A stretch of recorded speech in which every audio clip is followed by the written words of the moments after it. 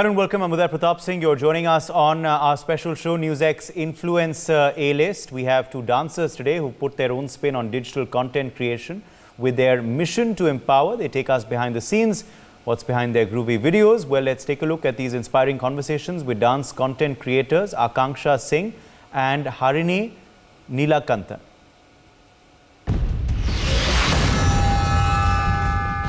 A dancer, a mom, and an inspiration. Just to motivate everybody to be active and not to be very, stressed during the pandemic and do something constructive with their time. She shuffles it all effortlessly. For us women, we tend to put our families first, we tend to put our children first, everything is about them, about doing their work first, and then we tend to neglect ourselves.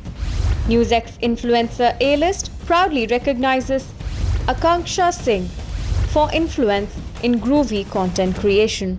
Hello and welcome. You're watching NewsX Influencer A-List and I'm Aarti Krishnan. I have with me a very special guest, Akanksha Singh, who's a dancer. And in fact, you would have seen her shuffling videos on Instagram. Welcome to the show, Akanksha. Let me start it off by Thank you so much. asking you, what brought you into the world of dance firstly? Actually, I've always been very fond of dance, but especially during the pandemic last year in March 2020, I just wanted to do something constructive with my time and involve my children also. So it just happened by chance that I came across these shuffling videos on TikTok, and I got very curious as to how it would be to do them actually. So I just started doing them, and it was so amazing, because of the positive impact it started having on my body, as well as making me stress free, and all in all, it was very positive. So I don't know how I got into it, and I never got out of it then, really. Right. And of course, you don't see a lot of people who stumble upon something they like doing, and then they post it and then they become influencers. So now you then refer to yourself as an influencer, and you call yourself as a dance influencer because a lot of people have been inspired by your dance videos. They've taken up dance. A lot of people comment saying, thank you for inspiring us. I really love watching your videos. So what do you feel when you see such comments? I had no idea what I was doing when I started out, and I started doing it all on request, because the sole motive of me putting it took a lot of courage to put up dance videos on Instagram, and I had a very small community at that time, like 400 followers or so. It was all my close friends, so I thought I could share a little bit with them, just to motivate everybody to be active and not to be very stressed during the pandemic, and do something constructive with their time also, this pause that life gave us, that God had given us. So just make the most constructive use of it. So when I went viral, people actually started saying, you're so inspiring, and you have made me go back to dance, you've made me go back to my workouts, you have made me start working out. I am a mother of two, and this women would tell me that even I'm a mother of two, and I left dancing, I left painting, I left my working out. I've never taken out time for myself, because for us women, we tend to put our families first, we tend to put our children first, everything is about them, about doing their work first, and then we tend to neglect ourselves and what we like, what we want to do exactly. And I think that is somewhere was the message that was going out to people somewhere, that everybody needs to take out time for themselves and not let go of their passions and take care of their bodies, because health comes first. And for me, health comes first before anything else.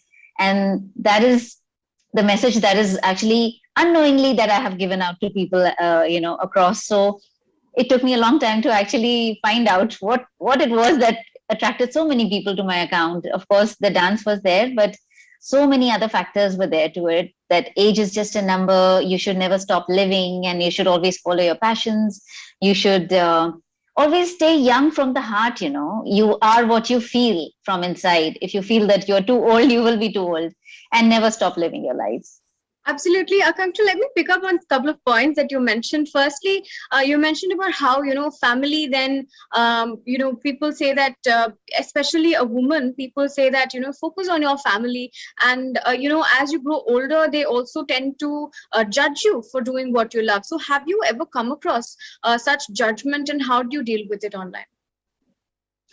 I actually, for the longest time, even I was doing the same thing. I was putting my family before myself. I did not give myself any time. It was all about, my kids' school time, my husband's office time, my in-laws, their meal times, and, certain requirements here and there, everything. And by the time it came to me, I was too tired. So it took a very conscious effort for me to actually start taking out time for myself first in the morning, take care of my exercise and make a routine for myself, no matter what. Of course, some days are there here and there, but otherwise I started making a very strong routine for myself, that this I have to do for myself, because nobody else is going to tell you to do this. Everybody's busy in their own lives. Everybody starts taking you for granted also, especially as women, because they feel that, okay, this is their job. They have to do it. But nobody even thinks that maybe, there are days we don't feel well. We don't feel up to it all the time. We don't feel like cooking all the time. And, but, food is something that you don't neglect every day. So even if you go out for one meal, the other meals you have to be there for, So basically, and even if you're not well, you have to be out there. You have to be there for the family. So that was a very strong decision that I took in my life. And I think it was the best decision ever. And nobody has actually pulled me down for it. Thankfully, till now, nobody has pulled me down for it, because all my duties, I'm doing all of my duties with more efficiency since the time I started taking care of myself. I am fitter, I am happier, I am less irritable. So, I'm more efficient in a lot of ways. So, yes, nobody has complained till now. And I don't let anybody else. Akanksha, you stood up at one point. You put out a strong message about content creators. You spoke about how people treat the work of content creators like it's not real work. They think that it's not hard work and it's something very easy to do. But then you also showed how it is just like doing any other full-time job, or it's like doing household work. It's actual hard work and research that you do and effort that you put into it. So what made you come out with that strong message firstly, and then and how what were the reactions that you got after that? Firstly, I just want to say that I had read a comment on another influencer's account, which said that women who don't do anything call themselves influencers, which hit me very hard, because I know that even if it is a makeup account, even if it is a fashion account, even if it is just, a fun account, I know what it takes to make this kind of content. And I am a dancer. On top of that, I am a shuffle dancer. People who have tried shuffle dancing know how hard it is, how tough it is, and how draining it is, exhausting it is for the body. So people really appreciate it. And everybody says, how do you do it? How do you manage to do it? So, but nobody can even fathom what the ground reality actually is. I have to conceive the whole, I'm putting videos every day. So I have to conceptualize the whole video first, break down the choreography, either make it myself, or if I'm following a trend, then break it down, learn it. The hours that go into practicing, then deciding your outfits, then, getting ready for your shoot, and then all the retakes, planning your location, then editing your video, writing your caption, posting, engaging. I mean, I don't even have those many fingers. So it is more than a full-time job. I find myself also on certain days I'm running to the kitchen, then out, doing my practicing, then again, seeing to my children. But it is something very, very challenging, very exhausting, and time consuming. So people should not underestimate this. This is not a 9 to 5 job where you just finish and you go back home. Your mind doesn't rest. You're constantly thinking of what next. And because every day you have to put up different content, and now it has become so challenging with the Instagram algorithm becoming so strict and difficult, that they will not promote your reels till the time you have something that is shareable, savable, and relatable. So you have to make all of these things, you have to put all of these things in every video, which is actually not possible. So every day that doesn't happen also. But I got a lot of support on that video of mine, because people wrote like this big comments. If you go on that post and see, they actually took out time to write like 5, 5, 7, 7, 10, 10 lines, to me. And it was so overwhelming for me. I was not even sure if I was going to put that video up. I was very scared also, so many things we don't want to put out there. But yeah, I had to take a stand. And even content creators came out and supported me at that time. So yeah, I mean, I have nothing to lose. I have nothing to be scared of. I already have my life, and this is what I'm doing up and above my existing life. I'm a jewelry designer, I'm a mom, at the age of 40, everybody is settled. And here we have so many responsibilities at this point in time, along with the children growing up, along with taking care of the house, along with, our parents and our in-laws are growing old. That becomes more challenging at this point in time and stressful too. So you don't want your parents, to grow old and go through illnesses. Even my mother-in-law, she's bedridden. She's not well. She's not keeping well at all since the past 1 year when she had her brain hemorrhage. So going through all of these things, also you just can't even take a break on Instagram because the algorithm just changes. Uh, it so happens that if you don't go to the office and you tell your boss that my mother-in-law is not well, the boss will say, okay, stay home, be there for her. You have a certain amount of holidays also dedicated to you, but Instagram does not give you any holidays. And whether you feel like doing it or you don't feel like doing it, you have to do it. If you're there, you have to sustain, uh, you know, by being there all the time. So that is the only mode of survival. And in Instagram would punish you for taking holidays. I always say never forget that inner child that you have. So keep having fun all along the way. Stresses are there in everybody's lives, even in mine. This is how I deal with my stresses. This is how I deal with my problems also, by escaping from that.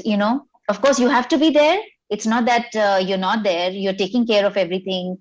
You are taking care of your responsibilities, but for your own self, for your own mind, for your own health, you have to take that escape out from your daily routine, whether to exercise or to socialize, meet your friends, do something nice like pursue a hobby or start a new uh, passion that you have, or something that you forgot in the past. Go back to a passion that you had in the earlier.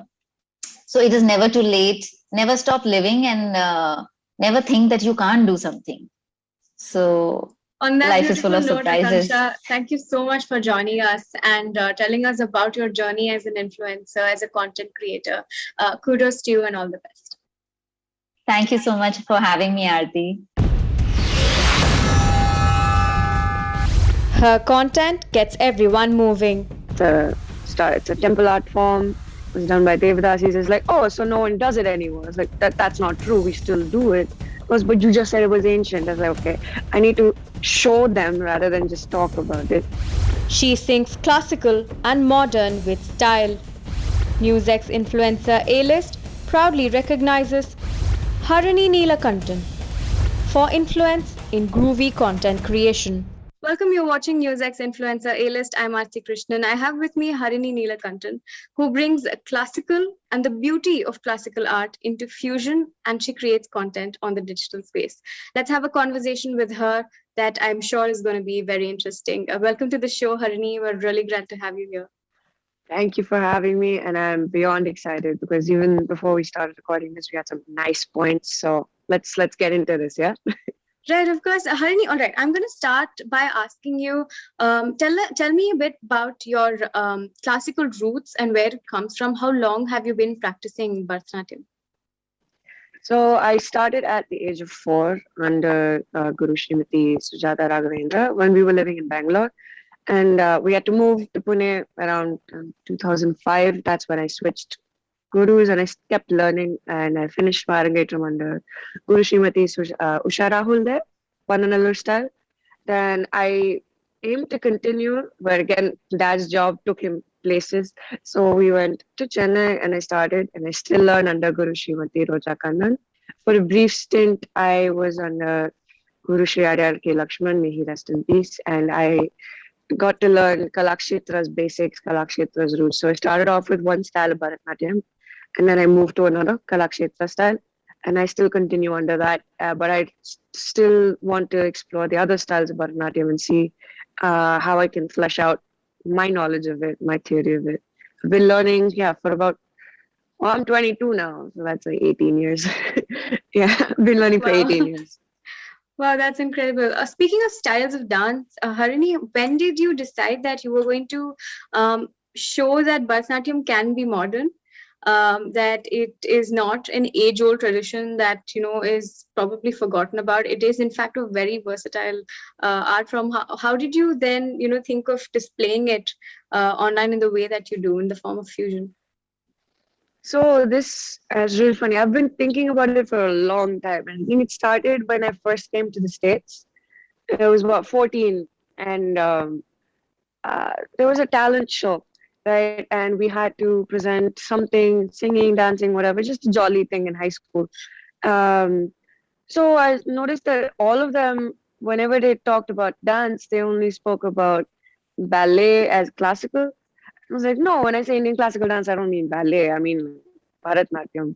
It's a temple art form. It was done by Devadasis. It's like, oh, so no one does it anymore. It's like that's not true. We still do it. It was, but you just said it was ancient. I was like, okay, I need to show them rather than just talk about it. So I was still practicing dance, obviously, but for this talent show, me and another friend of mine, their name is Sonia, and we got together. They did ballet, I did Bharatanatyam. So we did like this little call and response piece between two different classical art forms. And finally they were like, oh wow, okay, so this is still a living art form and you can fuse it with other things and it'll still hold its own. It started then and I don't think I've stopped. And quarantine just like amped it up further because whenever there was any trends on any apps, TikTok, Instagram, or anything, doing the same dance over and over again gets boring even for the consumers. Even though it's fun for some trends that still last these days. I thought maybe I have this I have this talent of mine that I've been sort of honing.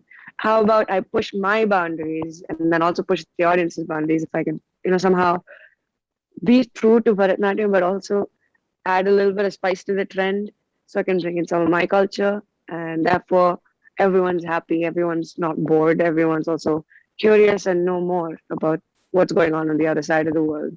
So that usually they're really ignorant about what's going on this side. So. Right. So, Harini, your career path that you were telling me about, in terms of what you're going to do further in life, also ties up to how you're going to bring out Indian roots, how you're going to then ensure that Indian culture is properly represented. Tell us more about that.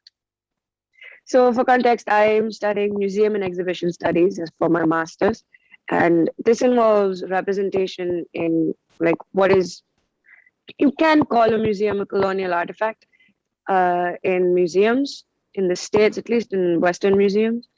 So when it comes to South Asian art and representation, it's usually either just statues or ancient artifacts that have been acquired or taken or bequeathed through a lot of colonial trade and doesn't really have any context to why it's here, how it's here.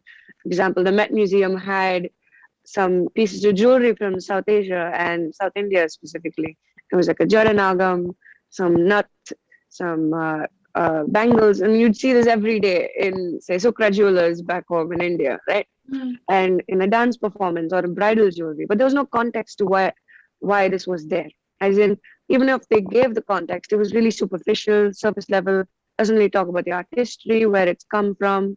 Like the tombstones, we call the text box in the museum a tombstone, wasn't really well informed. And the labeling, I was just not happy with. So the more I did research, the more I spent time in museums and I saw South Asian art. I was like, why is it always either ancient art and it's always the same type of ancient art? Statues, temple statues, Buddhas, Ganeshas, Natarajas, nothing else. South Asia is not just India. South Asia is a lot of countries. And also there's contemporary art. Desi creators are still creating art to this day. Diaspora included and the people who are in these countries of origin, right? So when it comes to museums, when they have to represent South Asia, why are they always putting us in a box? And how can we break out of that box? How can we make the museum, which is an educational and also an entertainment institution, do its job as both an educational and entertainment institution. I do that as a creator with my art form. So why can't I do that with my knowledge of this art form and Right. my familiarity with art? So my BFA degrees allowed me to research art from different countries. Why not art from my hometown, or art from my neighboring countries? Like Pakistani artists also are so prevalent. So are Nepali artists. So are like Guranese artists. Like the representation is unfortunately minimal, even though there is a platform for South Asian creators. It's not enough. There needs to be more. So that's Right. my aim. Picking up on that point, Harini, how do you think that your digital content creation, in terms of your fusion dance, in terms of you showing, how versatile Bharatanatyam is, with how it, can go with the music that's not usually traditional in terms of Bharatanatyam dance? How do you think that has changed the way people view Bharatanatyam in terms of people outside of India as well as within India? So the one major thing that I keep seeing is it looks beautiful. Right? The lines are beautiful. It's mesmerizing. It's these movements capture your attention, and this doesn't necessarily come from me executing those moves. They're articles that have been taught down and traditionally and then drilled into my head. Right? These articles on its own, they're so beautiful, and they can be used in a myriad of ways to tell stories. The stories does not have to be Kirtanams always. The story does not have to be only myths that we learn as a kid, right? So dance for me is just a universal language. Music is also a universal language. If a beat is catchy, everyone catches on, right? So if it's like this metronome beat, what stops me from doing something hip hop or something VNet? Both of them are pretty much rooted in how can we take music, shape it, and then how can our bodies move to it? So for Bharatanatyam, it's not like you can only move a certain way and you're only allowed to move to this music. If you look at Bharatanatyalaya, that's my dance school, on their Instagram, some of my peers do this. They're taking in famous songs, right, Doja Cat, and they're adding in their own dances and nuances to it. And so it's like take this trend, make it BNet. It doesn't mean that we're trying to showcase that, yeah, listen, we're still here. It's not like an ancient art form. No, we're having fun with the tool that we have in our hands. And dance and music, they go hand in hand. No pun intended. They go hand in hand, right? If you understand the beat system, if you understand the bass, if it makes you move, if it makes you want to just get out of your seat and just groove to it, why not groove to it with a different art form? If they can do ballet to a the baby song, they can do Bharatanatyam to a the baby song. Lyrics don't always make the song. Sometimes it's the other aspects of it, right? They get caught in, oh, these are promiscuous lyrics, you shouldn't dance to this. Well, you can also remove the lyrics and dance to the instrumental version. The impact would still be the same. So I feel like they shouldn't dismiss Bharatanatyam as just, oh, it's classical, they have their own sets of rules, it's too rigid, they won't Picking ever up on evolve. that, Harini, there's also another aspect where, if, Mhm. especially art forms that have a lot of rules, do you then face flack in terms of, breaking from those rules, because they are pretty rigid? So how do you then do that seamlessly? It is not easy to do that seamlessly, because there will be purists who will be like, oh, you're sullying this art form. It's meant to only be devotional. It's meant to only, evoke feelings of uh, spirituality. And I disagree respectfully. They can have that opinion. However, this art form has evolved for so long. It didn't start off as an only devotional art form. It's also been performed by courtesans, devadasis. It is sensual. It has so many nuances over there. While there's devotion, there's also celebrating the femininity of the body. There's celebrating the inner beauty, celebrating the body. Finally, Harini, I wanted to ask you, is there a difference then creating content in terms of dance, um, from doing it on stage and then doing it for digital? How do you then compare it for yourself? There's a world of difference. Both of them involve performing. Like, when you perform, you should perform the same way, whether you're on stage or you're for camera, because in the end, it is a performance, right? You're putting on a show for a person watching on their phone or a person who's in like so many times I've said person, watching you on stage. So the difference being, on stage, I have one shot to do this. When I go on stage, and if it's live music, if I mess up on stage, I mess up on stage. I have to just recover, keep going. However, I have the privilege and the ability to delete that video, redo it over and over again, taking multiple takes. It gets exhausting because sometimes you might feel yourself getting staler and staler Right. as the takes go on. Right. And also, there's the what's a good lighting, what's a good angle. People's attention span sometimes does not last more than 30 seconds, so you have to get to the main hook at the get-go in the first 10 seconds. How do you do this? So the choreography needs to be modified a little bit. However, I noticed if you take a video recording of a stage performance and put it on, it still does well because it's mesmerizing. The stage sort of just sets the scene for everyone that this is a performance. They're elevated up there. You're watching them be at their best, doing their best, entertaining you. And online, you have the tough job of, if it's in my bedroom, I'm pretty much in the same situation as you are. If you're scrolling on your bed and you're seeing me with my bed in the background, you want it to be slightly engaging. You want it to be a little different than, okay, why is she famous on this app? Why are they famous on this app? Why did this video get likes? Happens. Stage performances sometimes they'll be like, okay, she's on stage for a reason. They put her on there for a reason. I guess the previous show must have been better. This might be an off day.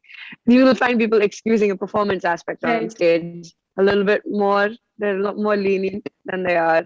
Right. It was so great having you on our show, Harini. Thank you so And, much. it's been such an engaging conversation with you. Kudos to you and all the very best.